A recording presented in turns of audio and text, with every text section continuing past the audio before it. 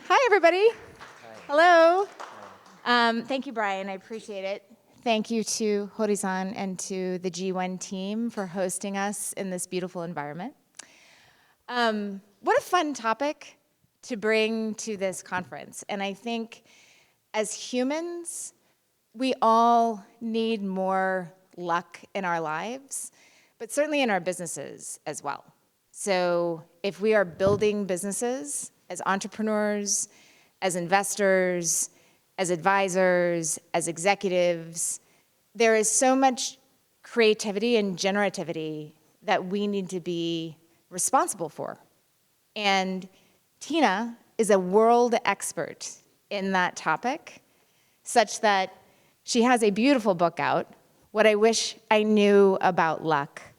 And I really encourage you to find it and to read it and to learn the lessons. But today, we get to learn directly from Tina, which is great. Yes.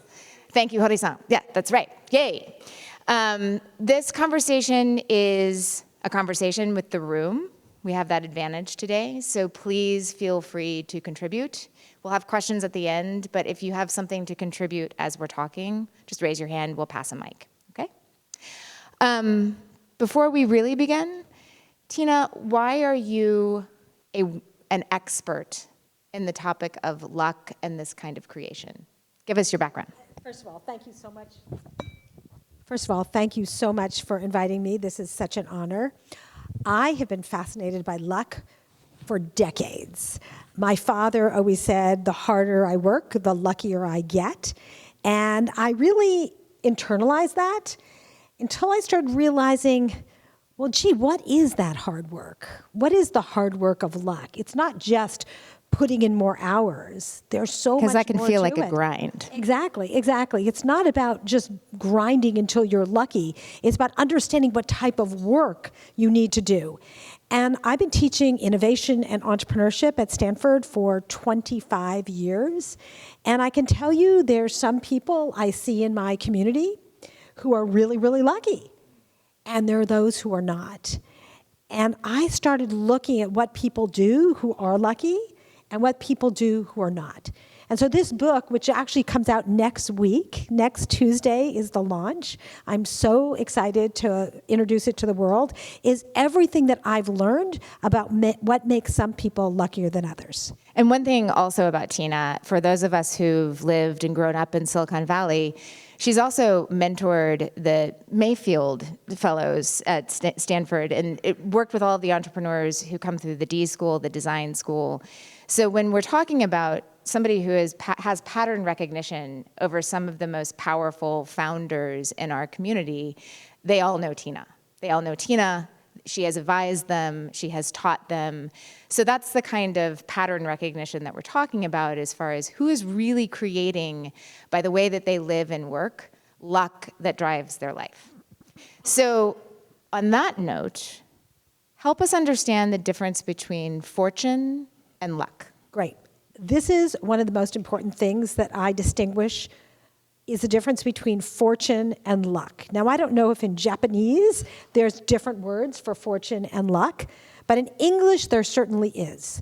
Fortune is things that happen to you. Luck is something you create. And because fortune and luck are so braided together, things that happen to you and how you respond, it's often difficult to distinguish between the two. And it is really our responsibility to do so. Because between the time that something happens to you and you respond, you have an opportunity to decide what to do and to create more luck from that experience. So it's very, very important to distinguish. Do you have two stories or two anecdotes quickly that can further define it? So in the entrepreneur, like think about the entrepreneurs that you've worked with and the luckiest entrepreneurs you know. What are a couple of things that that entrepreneur archetype or that person is doing? And then similarly, just in life, give us an illustration, an anecdote about that kind of luck. Right. I can give dozens of examples because there are so many. But let's just pick the idea that there is a prize in every room, and it's up to you to find it. If you have a mindset that luck is ubiquitous, I use the framework that luck is like the wind. Luck is like the wind, but you can't see it. You have to build a sail to catch it. So the way you build a sail to catch luck, one way is knowing that it's there, right? And so, for example, I am in this room with all of these people. I know there are probably some really interesting connections we could make, things we can learn from each other. But if I don't introduce myself, if I don't meet you, if I don't find out what you know, I'm missing that opportunity. We are constantly going through life making the decision whether to engage or not engage. Some of the most important people in my life, personally and professionally, have been people I've met sitting next to me on an airplane. Because instead of putting on my headphones, I turn to them and I say, hello, how are you? Are you heading home? Are you going away? What brings you there? Sometimes we end up in the most interesting conversations that have led to collaboration that never would have happened if I hadn't said hello. And so one of them is actually just engaging with people around you in a way that allows you to see what opportunities exist. So that was sort of professionally. Personally, I think one of my luck superpowers, my personal luck superpower, is that I always build on little successes.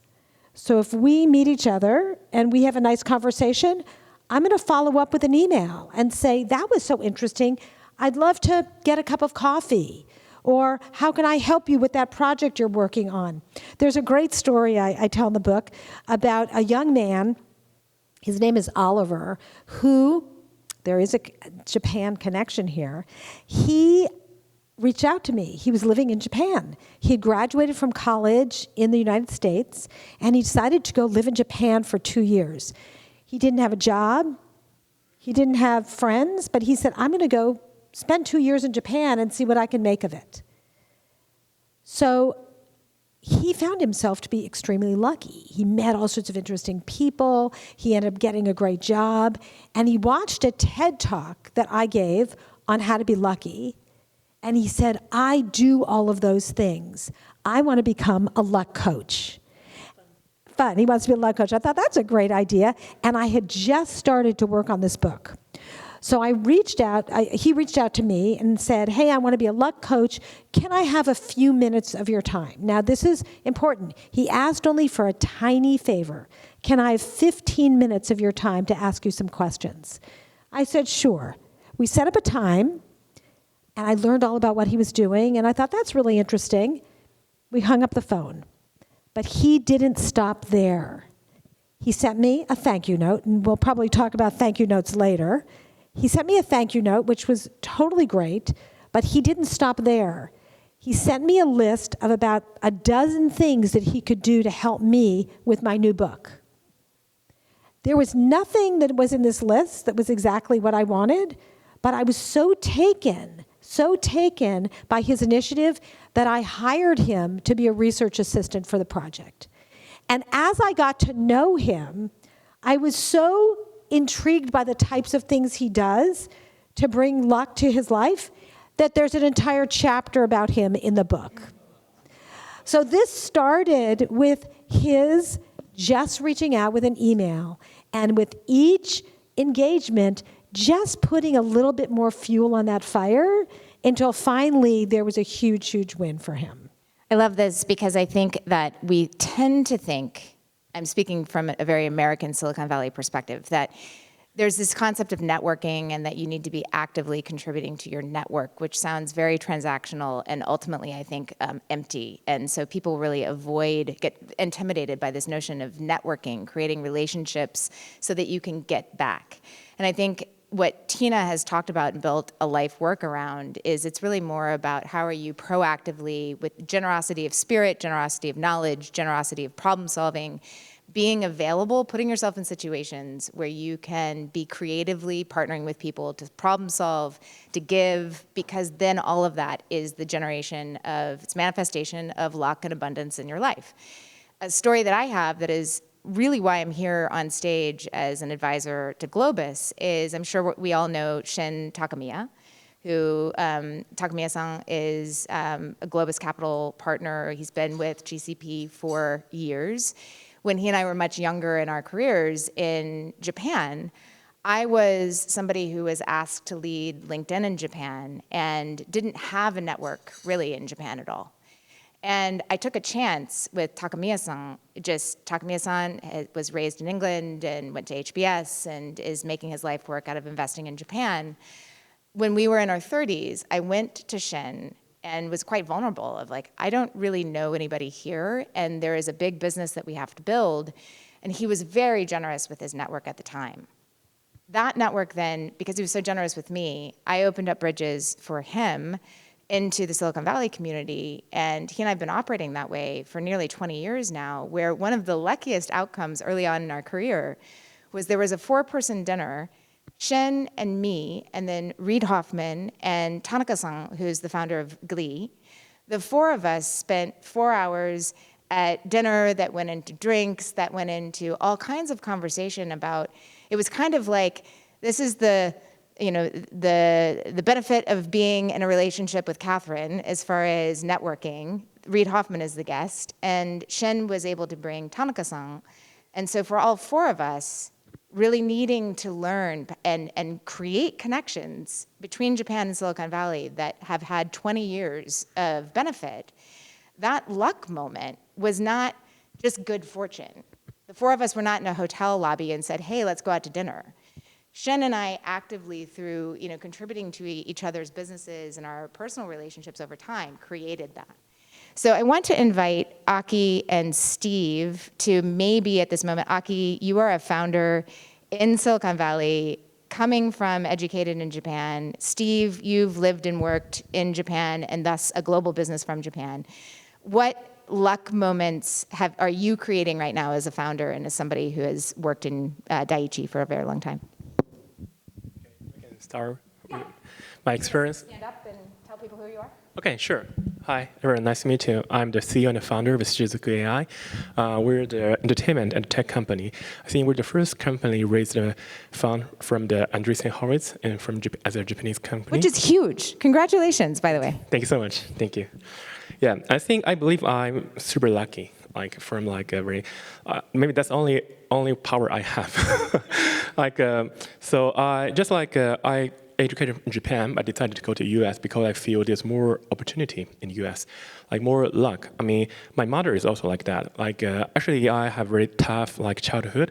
My father passed away when I was middle. Yeah, but my mother keep investing me, like, and the younger brother. I believe in the upside. So basically, both my mother and me is a gambler.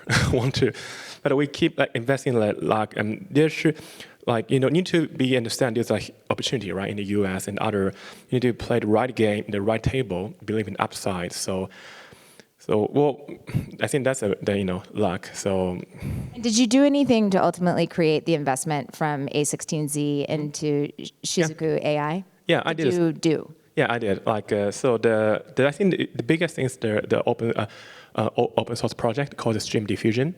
That's I was like a PhD in the Berkeley, but I'm not an AI researcher. I wanted to get some experience in the Meta as an AI researcher, right? But you need to start internship in Meta.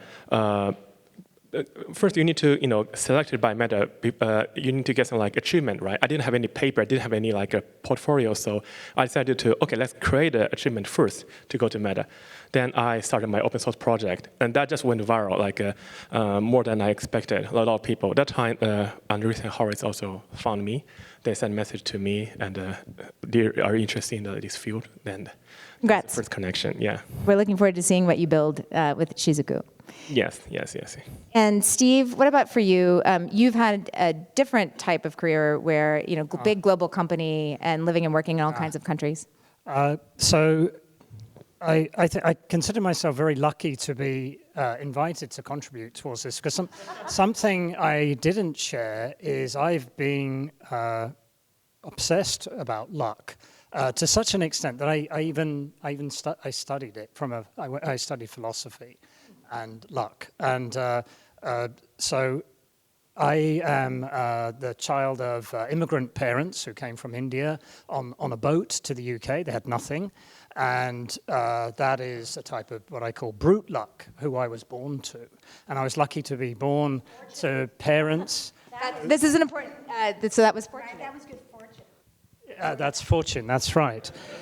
So I was born to immigrant parents, loving parents who let me do whatever I wanted to. I was the first person to go to university in my family, and I graduated in computer science in a time where people didn't even know what it was. It was in 1985, and I got a great job in London. And then I decided that being in London was too boring, and I decided to go to Japan and try my luck in Japan. And I went to Japan in 1989. Bubble was about to burst. I didn't know anyone at all. I was penniless, and I thought I had a degree in computer science. I'd got a master's in finance. I couldn't speak Japanese. But surely everybody was going to hire me, but nobody would hire me. So I was on the verge of starvation, and I'd run out of all my money.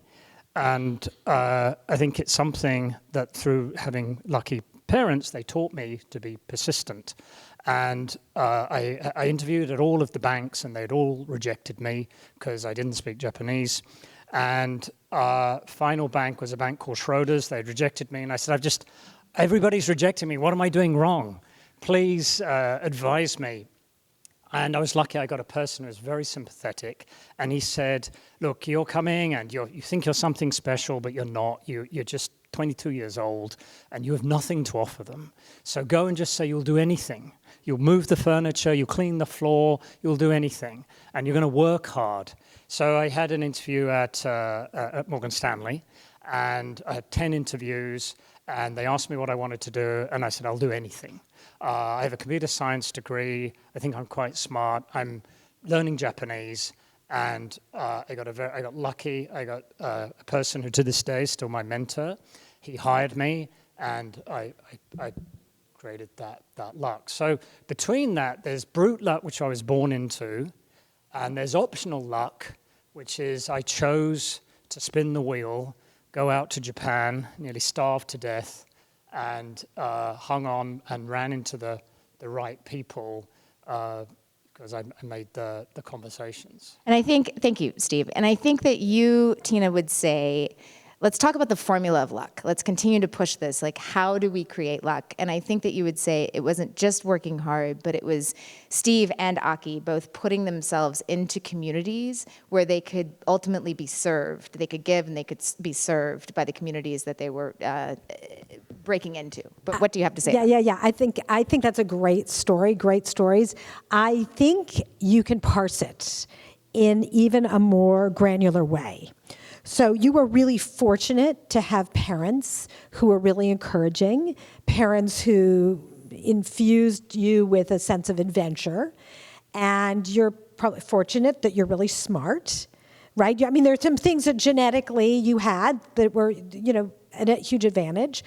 And you then decided to stir the soup, right? You decided to do something to add randomness to your life, right? Things are boring here. There's not enough. I'm going to stir the soup. I'm going to get off the expected path, and I'm going to go somewhere I've never been before. So going to Japan, that was an active decision to add some randomness to your life. You also then tried lots of things. You did lots and lots of experimenting. Each one of these is a different chapter, right? You did lots and lots of experiments. You also were open to feedback, right? You asked a lot of questions. You said, help me understand what I did wrong. And then when you got a little tiny opportunity, and you said, I'll do anything, you then started, once you had a little tiny flame, you started adding more fuel to the fire. And I think this is one of the things that happens, is we see people who are successful and we say, wow, they're so lucky. But we really need to pull back the curtain and look at all the things they did to make that happen. I'm reminded when you tell that story of my husband, when he couldn't find a job. He had graduated with a degree in political science, and he wanted to get into tech marketing in Silicon Valley. Now, he had been sort of a hobbyist engineer. He actually started his own company putting in alarm systems starting at age 11. He knew a lot about electronics and technology, but his degree was in political science. And he decided after getting his master's degree that he actually wanted to get back into technology. Well, he couldn't get a job. There was no way that someone was going to look at his resume and say, you'd be a good fit for this job. So he literally went around Silicon Valley, this is in the mid-1980s, knocking on doors. Literally knocking on doors, going in and saying, do you have any opportunities? Do you have any opportunities? Do you have any opportunities? And eventually met someone, the CEO was like walking through this tiny company in the lobby, said, how can I help you? And he said, well, here's my interest, here's what I want to do. The guy talked to him and said, you know what, I'll give you a shot. And it's the same sort of thing, I'll give you a shot. And he said, I'll come in and do anything. And that was a way to jumpstart your career. And in fact, I'll tell you even a personal story.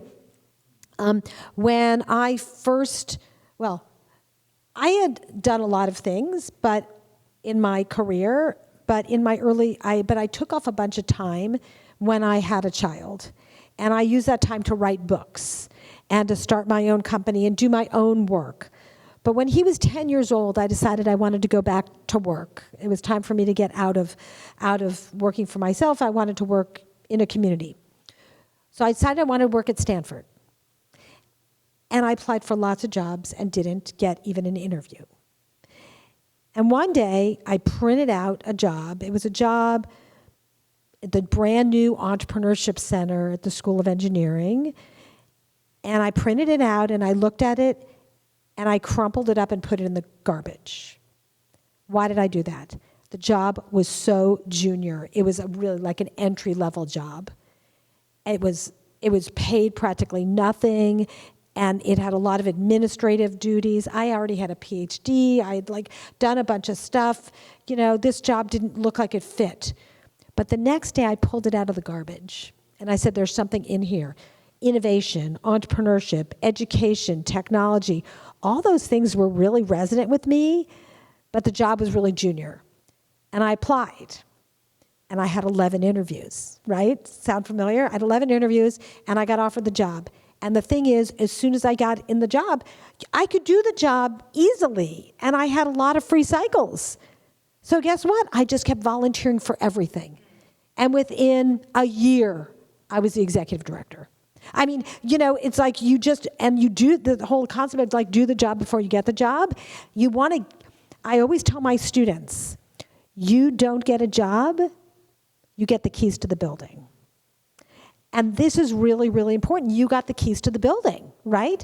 And once you have the keys to the building, then you keep adding more fuel to that fire and show people what you can do. One of the things I really love about this framework is that sitting in the room, we have CEOs, we have entrepreneurs, we have investors who we become coached over the course of our professions to expect rejection and just get really good at rejection, expect the no. And I think what's really powerful about this is Tina's science and her data and her framework show that it's really much more about our own agency. So it's putting ourselves in the places, and that's where I think that adage about rejection comes from. Show up and continue to show up even when the answer is no, even when the door closes. But I think that you have really good techniques for creating networking asks, so how to make the elegant ask. What is the 5-minute ask that is really important for all of us to know walking out of the room? Great, I'd love to talk about that, but I also would love to come back to the resilience later. But you're absolutely right. It's really important to ask for what you want, but you need to know how to do it. So many people ask for things the wrong way, and people just delete their email, right? How many of you get asked for things? Do you get asked for things all the time? Right, all the time. The worst ask. I get one of these every week. Hi, I'd like to meet with you this week, and I'd like an hour of your time to pick your brain. Like, what? Like, first of all, I don't have that kind of time. Right, not only do I don't even know what you want. I don't even know if I'm the right person to help you. So you really have to be very specific. First of all, ask for something small, a 5-minute favor, like Oliver did. You know, I just want to have a small amount of time to get feedback on this very specific idea. But you also have to read it from the perspective of the person you sent it to. Let's say, Catherine, that we, over lunch, decided like, wow, there's somebody that you wanted me to introduce you to. Okay? And you're like, oh, gosh, I'd really like to meet that person. Here's the way to not do it. Hey, Tina, you said you'd introduce me to this person. Could you make that happen? Now all of a sudden the work is all mine, right? But if she sends me an email and says, I really appreciate that you suggest I meet this person, I'm going to follow up with an email that you can forward to them. And that email is going to be something, it's going to also make me look good, right? The email is going to be so respectful. It's going to say, I know all about your work. Dear Corey, right? Dear Corey, I know all about your work. I'm so impressed. I've read all your papers. I'd love a chance to meet you. I'm Catherine, and I have an expertise in this, and I'd really love to get your feedback on this specific idea. I can then forward that message and say, Catherine is amazing. I really hope you can make some time for Corey. Absolutely. Right? And sometimes, I mean, that's all it takes. I remember 20 years ago, Tina had written this lightning rod of a book called What I Wish I Knew When I Was 20. And that's the full title, right? And I read it cover to cover, and because I was in my early 30s and came to Silicon Valley with nothing, didn't know anybody, and was already, after reading Tina's book, then thinking about, gosh, I wish I'd had this 10 years ago when I was starting out in California. So I was so excited about the book. And we also had several connections. So Tina and I have an overlap of network, but we didn't know each other. And she was also, you know, a star in my eye. She was the author of a book that I had read. So 20 years ago, I also started this group of women who have all become similar to Shen and me. Starting out in our career, we're now very senior in our careers and doing, you know, great board work and CEO work and investment work. But at the time, we were really junior. We've started this community of women in tech, and we meet with things that we need from our lives and from our work. And like, you know, companies have been founded, board positions have been attained. I'm actually getting married next weekend to a man I met through this community. So there's a lot of luck that has been generated over the time. So it relates to Tina because I reached out to her and over LinkedIn, and I said, my group of women is getting together. We would love for you to come to the venture firm that I worked for one evening and give us a session, teach us about how to create in our lives. And Tina, within, 2 days, came back and said, sure. And that meeting, that night, that again, 20 years ago, there was something that Tina was teaching us, but what I took away was never miss the opportunity to be fabulous. And there's so many tips that you have witnessed, but also taken on to continually create luck in your life, where fabulous for me meant in business, always show up in a way that can be useful. So how can I provide relief? How can I be useful? And that, I think, turns networking on its head, where it's not about what do I ask for, but how can I continually give such that over time I get back. You talk about taking risks and how to think about taking risks in a way that continue the risk-o-meter, and how do you continue to create luck even when it's risky? What advice do you have to share on that? Right. Thanks for asking. And I'd love that you remember that 20 years ago. Oh, it was huge. It was so powerful. That's so great. That, you know, think about that. The things you do leave a footprint. You know, you have no idea the conversation you have that's going to resonate with someone for decades. And to realize that you're planting the seeds all the time. So risk. How many of you here are risk takers? Okay, that was a trick question, because risk is not binary. There are lots of different types of risk, right? There are financial risks. There are social risks. There are emotional risks. There are intellectual risks. There are physical risks. There are ethical risks, right? So the fashion risks, I don't know, whatever. Okay, fashionist. So we all have different risk profiles. And so understanding what type of risk you're willing to take is very, very important. Because I'm a very high social risk taker. This is why I write books, I get up and give talks. I'm very comfortable with emotional risk taking. I'm happy to tell you how I feel. I'm not a big financial risk taker at all. I'm not a physical risk taker. So I need to make sure that in my life I actually surround myself with people who have complementary risk profiles. Because my husband manages our investments, because I would just put everything in an index fund, or actually mostly I'd put it under my mattress. I'd put everything I have like in a box because I'm such a low financial risk taker. But I need someone in my life who says, no, we need to take some more risk here. Or a physical risk taker. I need someone in my life, my husband is going to go climb up a ladder and clear the gutters, something I would never do, right? So those are just two funny examples, but knowing your risk profile allows you to know where you need to stretch or where you need someone with complementary skills. But it leads back to resilience, because when you do take a risk and you fail, this is very important. We all have a mental model of what happens when we fail. We have a mental model, and we often don't share it with other people. Some people feel like when they fail, it's a trampoline. They hit bottom and they bounce back. For other people, they think if they fail, they're falling into a black hole and they'll never get out, or that it's quicksand or broken glass, or they're going to drown in water. What's the bottom made of for you? What's your mind? My failure low is I am going to end up as a bag lady under a bridge. I will have no money, I will have no stability, and I will have no path. Okay. That's dark. Okay, so that's right. So that is a story, right? Yes. Now it's interesting. I want you to literally translate it into a physical thing. Like when you hit bottom, what is it made of? Is it made of concrete? Is it made of? It feels bottomless. Bottomless. So you're going to fall into a black hole. So you're going to fall dark into a black ocean. hole. I see some nodding heads. Okay. So how many people, when you feel like if you hit bottom, you're going to it's a black hole or burning lava or something? How many people? Some people. It's an abyss? Okay. Abyss. How many people think it's a trampoline? Like you hit bottom and you bounce? Okay.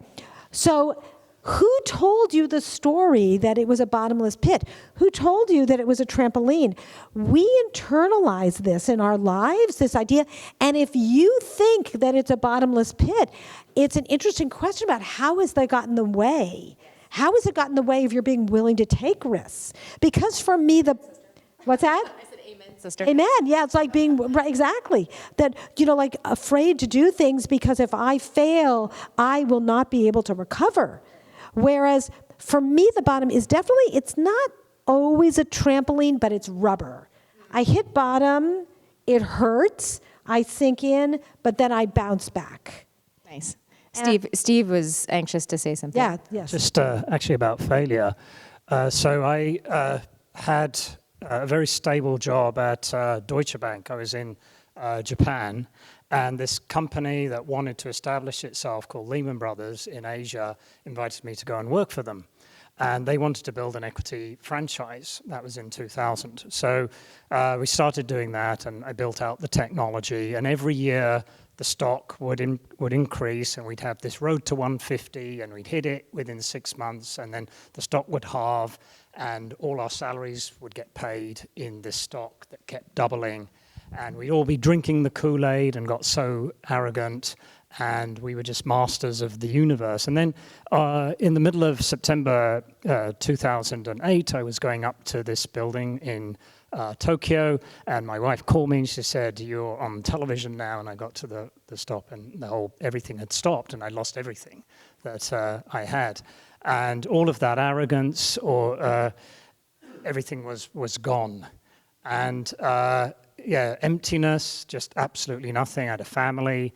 I wasn't quite starving as I had been a few years ago, but it was one of the major failures in my life. And we couldn't mooch around for too long because we didn't have an income. Some of us were about to get kicked out of the country because we were sponsored by our companies, and we decided that we were going to go and sell the company to someone. So we got everybody together, we put pitch books, and we went out to try and sell the company. And then Serendipity led some of us to Nomura and the then COO of Nomura, Shibata-san, and he was a very forward-looking. He's a singly unique individual that saw that he wanted to acquire Lehman, and he acquired us, and then we got back to stand on our feet again. But it was that resilience in our deepest, darkest moment when we thought we'd lost absolutely everything. I think we talk about this in business all the time, that constraints, putting constraints on your business and starving your business in a way leads to this kind of innovation and creativity. I want to ask Aki, too, as a founder who's probably going through a lot of risk-taking right now, but when you think about this constraints equal, the luck of risk in life and how to turn it around, how do you help somebody who sees an abyss at least progress to seeing like a rubber bottom that you can bounce from? Yeah, so first of all, I invite people to rethink that story. What is the story they tell, and, make up a new story. But I also love this quote. It's a little bit maybe flippant, but I think it's something so inspiring, is that we're all, what is it? Here it is. It's all good in the end. If it's not good, it's not the end. It's all good in the end. If it's not good, it's not the end. I mean, we are always in the middle of the story. So listen, Stephen, you're in the middle of that story. It's like, okay, you're reading that story, 2008, the world melts down. Now what? What's the next chapter going to be? I mean, you get to write the next chapter always. You get to write the next chapter. And so that's really interesting, right? Some people write the chapter and it just keeps getting worse and worse. Other people say, okay, how do I write this chapter, the next chapter, where we start the upward path? I'm thinking also in my personal life, thank you so much. I'm thinking in my personal life too of, when a relationship ends, when a divorce happens, and if it's not good, it's not the end. And, here I am 6 years later marrying the man of my dreams, which is wonderful. Aki, as far as risk taking goes, you come from a risk background, right? I mean, you started that with saying that you all were sort of unlucky in life, or I think I'm paraphrasing. How have you made risk work for you? How do you overcome risk in a founder life? Founder life, as a founder. And Shizuku AI. Yeah, well, I think that's something right now I'm dealing with. I think it's very, important with the people. I think you need to find the best person to complement your weakness, right? And also can appreciate the risk you're gonna take, right? I think that's important. Otherwise, as a before founder, I live life as I wish. My family, they always support me, so I can take a risk, right? But now I'm gonna build a team. Then the team need to understand how to take a risk, as the way I'm doing it.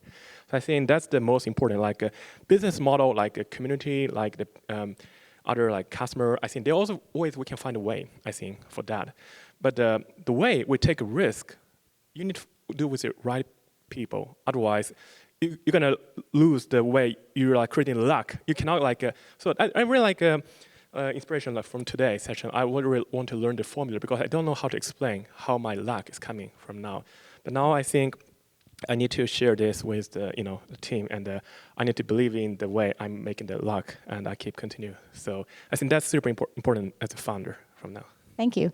What advice, before we get to Q&A, what advice do you have for founder teams who are building their companies together about all of these elements, about being lucky as a team?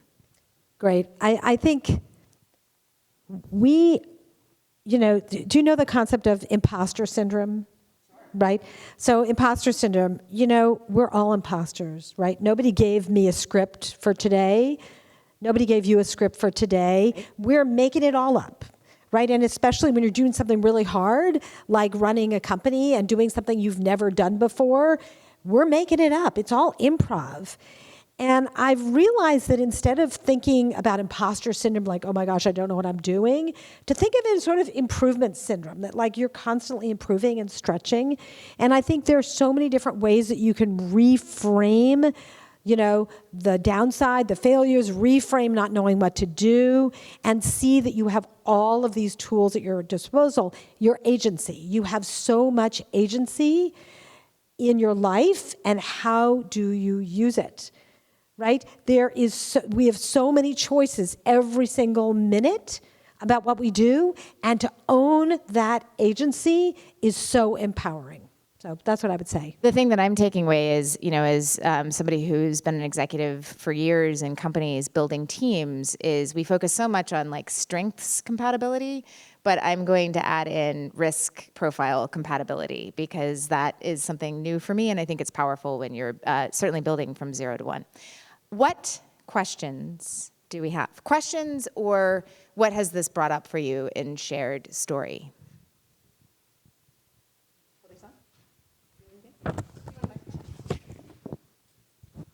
Tina, you mentioned about there's a pattern recognition about the lucky people. What do you see as 2 or 3 things that are quite common in lucky people?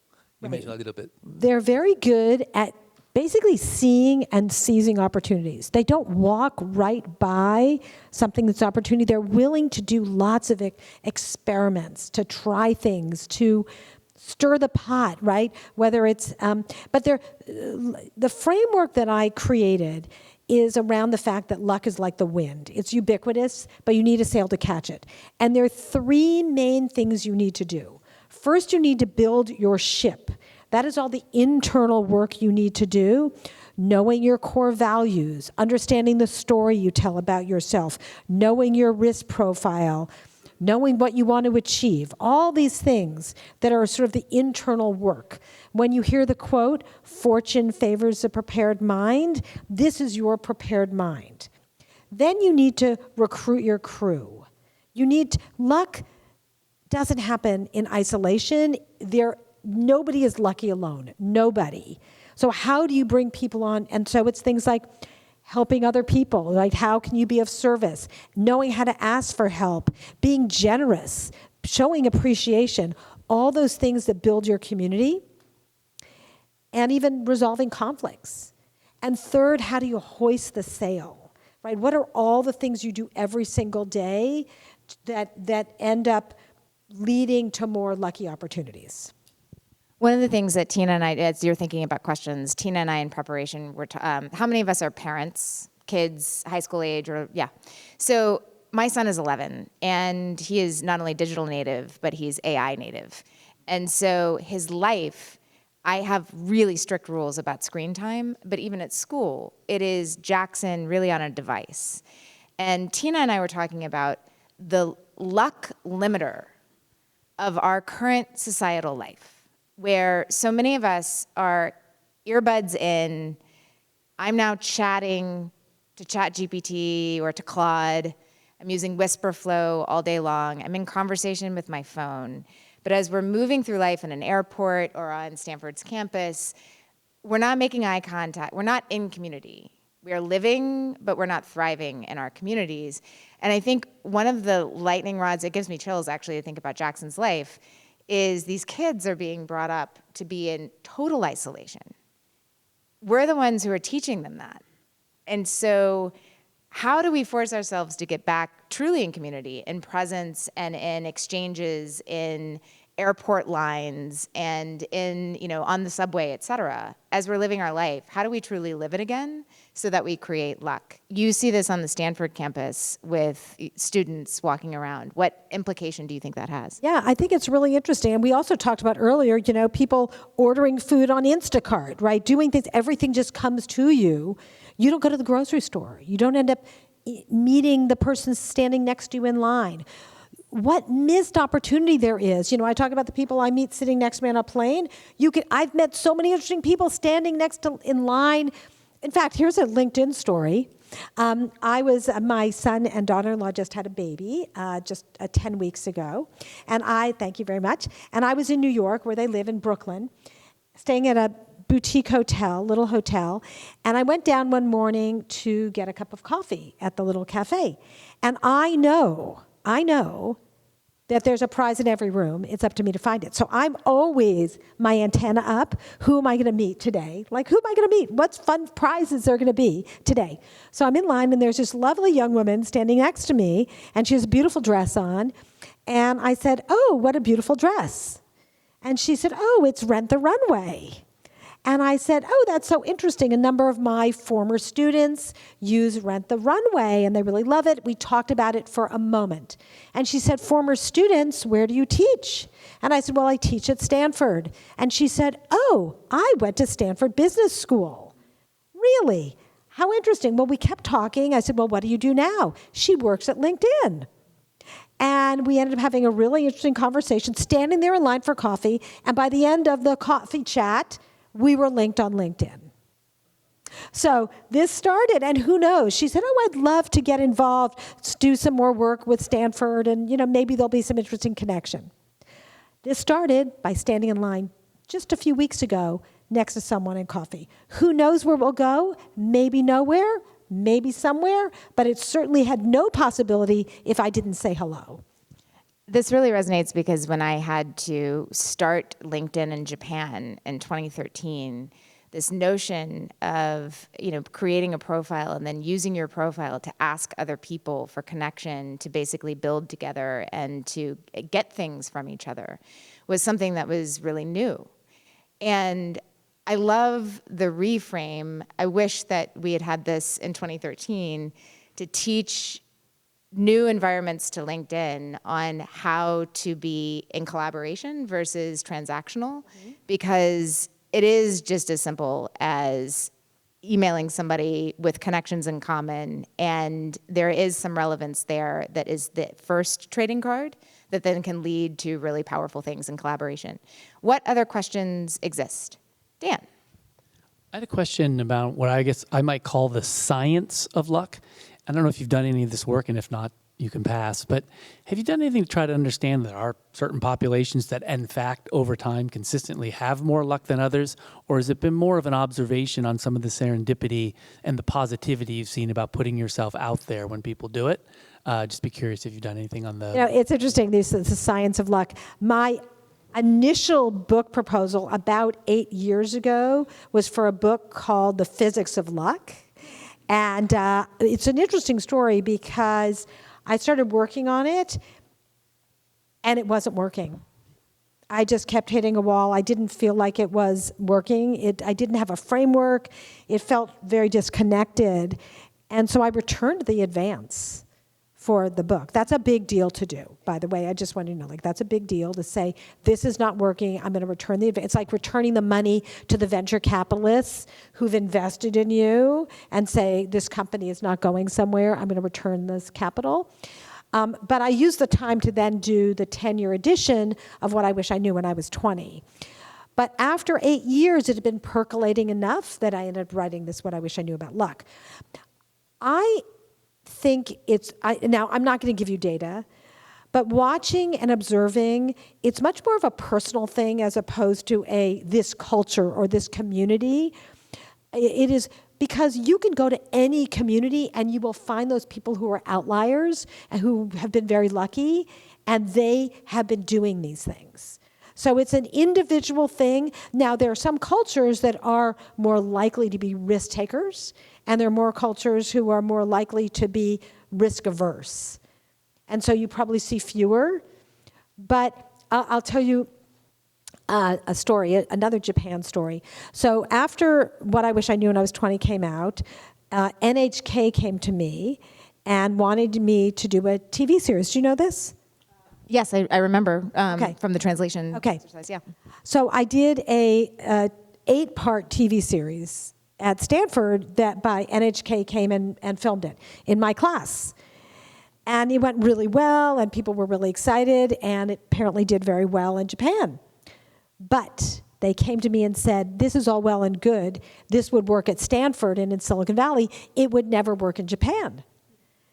And I said, of course it would. And they said, well, prove it. So I went to Japan and did 2 episodes at Osaka University with the students.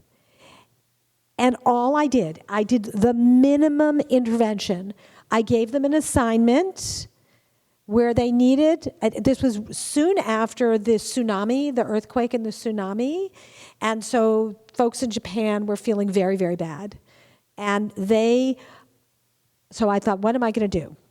I gave them a challenge after running a very short, maybe 2-hour creativity workshop, that they had 12 hours, like until the next morning, to create as much value as possible, value measured any way they wanted, starting with the contents of a garbage can. Start with a garbage can, any garbage can you want. I did this because a garbage can, there's negative value. People are paying to have it taken away. What the students did, and then I launched this sort of competition around the world. I created a global innovation challenge, so I had students all over the world doing the same challenge at the same time. The Japanese students blew my socks off. I hope that translates. They were amazing, and they said they had no idea they were that creative. Because when they went into their classrooms, typically they were told to be quiet and to just listen and take notes. But I came in and in just a very short time changed the rules of the game. And all I had to do was change the rules, and they instantly responded. So it's very cultural. Like you said, it's very cultural. Like you can set the stage very quickly to let people know that innovation, entrepreneurship, creativity, even failure is welcome, and people will thrive and will become luckier. What else from the audience? I was going to ask you about the cultural perspective, particularly, respecting the civilizational history and sometimes the burdens that folks carry. But you answered most of that. But to maybe build on that, what have you seen work as effective, structural levers, whether incentives or disincentives, to help folks that may be used to a certain set of behaviors explore new risk-taking behaviors while acknowledging and respecting a civilizational, historical, or cultural foundation? Great, I love that question. I wrote actually a whole book about this. I think Brian wants to do 2 questions. Can we do 2 questions? And then you can answer. Okay, I'm going to remember. My old brain has to remember. Okay. Okay, go ahead. Let me just quickly answer, and then we'll do the next question. I wrote a whole book about this. It's called Creativity Rules. No, actually, it's the other book, Ingenious. It's my book, Ingenious. Her entire library is fantastic. But I wrote a book called Ingenious, and it's a crash course on creativity. And the theme is, what are all the levers you have at your disposal to unlock innovation and creativity and ultimately good luck, because being more creative makes you luckier. That's one of the tools. And one of the things that I discuss is the environment, the rules, the rewards, the incentives, even the physical space. All of these things are levers you have at your disposal as a leader that will change people's behavior. If people think they're going to get punished for failing, nobody is going to try anything new. If people see that others who have tried something big and it didn't work are celebrated, they're going to be willing to try something. What is incentivized? What is rewarded? What is the story? As I said, like the physical space. Does it feel like a playground? Or does it feel like you're going to the dentist? What is it? What does the space tell you about what you expect to be there? So there are lots of levers you have at your disposal. Jesper? Ingenious. Thank you, Tina. I'm glad you brought up the Japanese cultural content. Gamansu. We can't all be leaders. We can't all be. Of course. And these concepts of agency, individual empowerment, it's wonderful. That's why we love the Judeo-Christian aspirational mode of individualism. In Japan, the resilience, the cultural resilience, the social resilience, the social harmony, a lot of it is based on sucking it up, on gamansu. Yeah. Okay, so I want to think for a second. I'm not going to give you a flippant answer. But being persistent and being willing to understand what things. I think you need to know what things you can change and what things you can't. and that there's often times in which there might be some levers you have at your disposal that you might not have thought of. So you're absolutely right. But the question I ask, turn back to you, is that sucking it up and putting up with what isn't working and just being a good sport, even when things are not going well for you and it might be painful, is that helpful? Maybe it's interesting.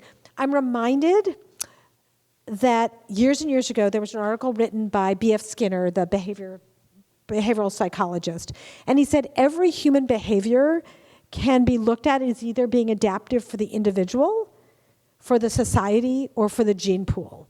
And I would guess that in Japan, so much emphasis is put on the society that maybe the individual is not getting the attention that they could.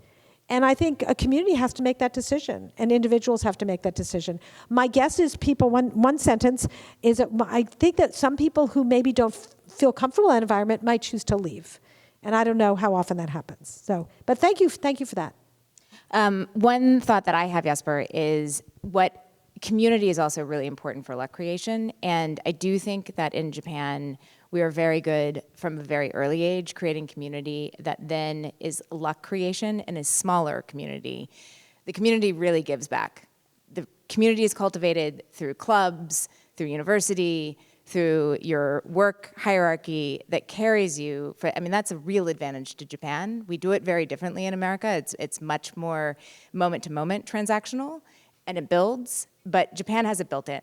And so I think, when I think about Facebook's rise as a social media app after the tsunami, the whole reason why Facebook took off in Japan was because it was find your people through real name search after the tsunami. That's Japan taking care of its community. And so I do think that has tremendous value for luck creation. It just looks different. Yeah. Just add one more thing. I work at a very old conservative Japanese company, and the demographics are changing, I think, what you're suggesting, and it's forcing us to engineer luck at scale. It's forcing us to engage with VCs, partner with startups. Ogata-san is in the room. He's just launched an internal venture building unit, which would have been, we wouldn't have dreamt at it a few years ago. We've launched an internal innovation fund because we don't have enough people. And I think that demographics is changing that, where it's forcing us to engineer luck at scale through these methods. Thank you so much. It looks like we're out of time. We can continue to have a luck summit, find the prize in the room. We'll be around for a little while if you want to chat, and thank you for all of your contributions.